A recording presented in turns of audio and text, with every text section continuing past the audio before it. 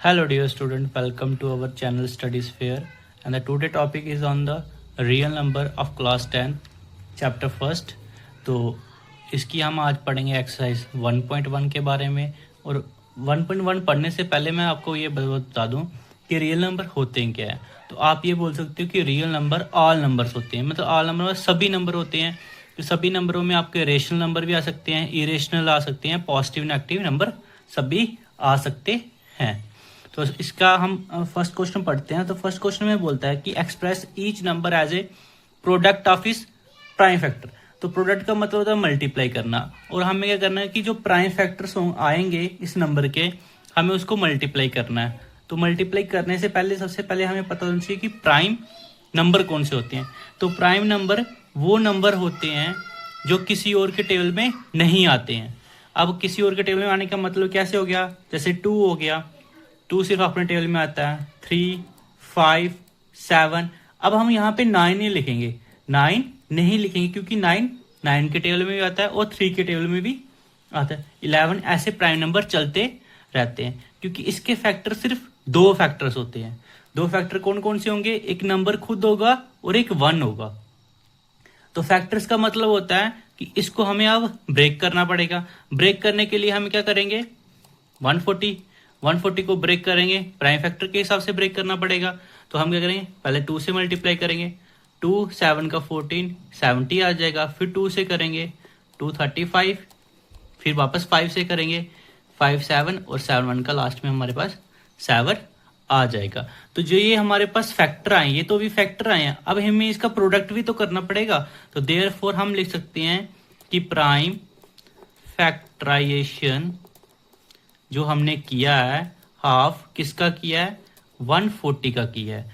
तो 140 का prime factorisation आप ये लिख सकते हो कि 2 × 2 × 5 × 7 आएगा, और हम इसको लिख सकते हैं 2 का स्क्वायर × 5 × 7 लिख सकते हैं।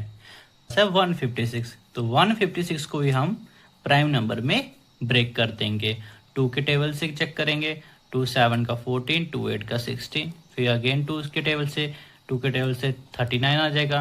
अब 39 2 के टेबल से आएगा नहीं क्योंकि लास्ट में आप आगे और नंबर आ रहा है, 9 3 12 होते हैं, तो 3 के टेबल से आ जाएगा 13 1 का 13 हो जाएगा। ठीक है, तो हम इसको ही लिख देंगे, therefore prime factorization of 156 is equal to क्या दिया हुआ हमारे पास, 2 × 2 × 3 × 13।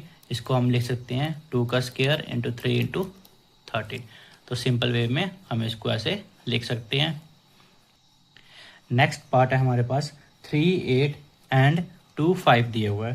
तो हमें इसके करने के लिए 3 8 2 5, तो 3 8 2 5 को हम किसके साथ पहले करेंगे, तो हमें चेक करना पड़ेगा कि लास्ट में क्या है। लास्ट में है 5, तो यानी कि ये क्या नंबर है, ये हमारा ऑड है, 2 के टेबल में तो आएगा नहीं।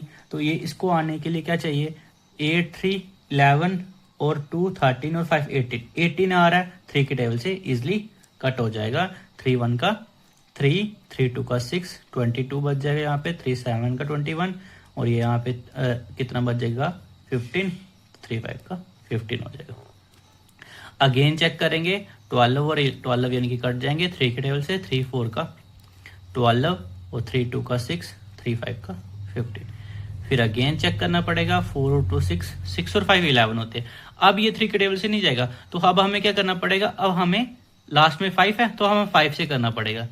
5 8 का 40 और 25, 5 के टेबल में कब आता है, 5 5 का 20, अगेन 5 के टेबल से 17, और लास्ट में 17 1 का 17, क्योंकि 17 खुद में एक प्राइम नंबर हो सकता है। और हम इसको लिखेंगे कैसे, लिखने में हमें क्या लिखना पड़ेगा, इन सबको मल्टीप्लाई करना पड़ेगा।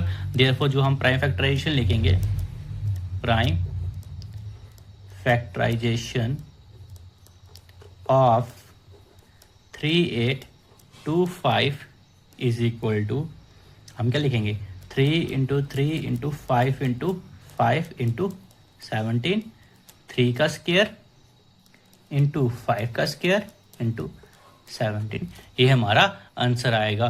तो इसके 2 पार्ट, मैंने पहले से करके रखे हुए हैं ताकि आपका टाइम वेस्ट नहीं हो, अब जल्दी जल्दी इसको समझ जाओ।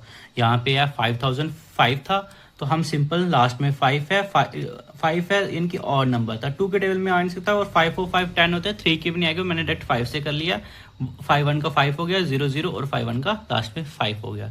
5 के बाद कौन सा नंबर आएगा, 6 आएगा नहीं, 7, 7 से चेक किया, 7 से ये डिवाइड हो गया, तो मैंने इसको 7 1 का 7 करके यहाँ पे 3 बचे 30 हो गया, 7 4 28 आएगा, 7 और साथ में लास्ट में यहाँ पे 2 बज के 21, 7 3 का 21 कर दिया, और 11 के टेबल से कट करके 13 1 का 13 करके, और लास्ट में हमारे पास प्राइम फैक्टर 5 7 11 13 मैंने पहले इसलिए लिखा ताकि आपका टाइम वेस्ट नहीं हो, आप जल्दी इसको समझ जाओ, ठीक है।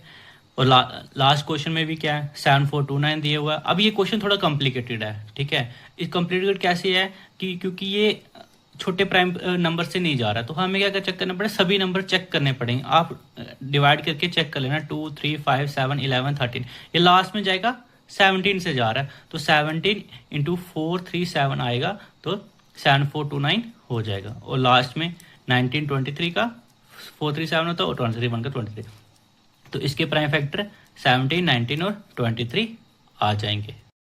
नेक्स्ट है question number second. Question number second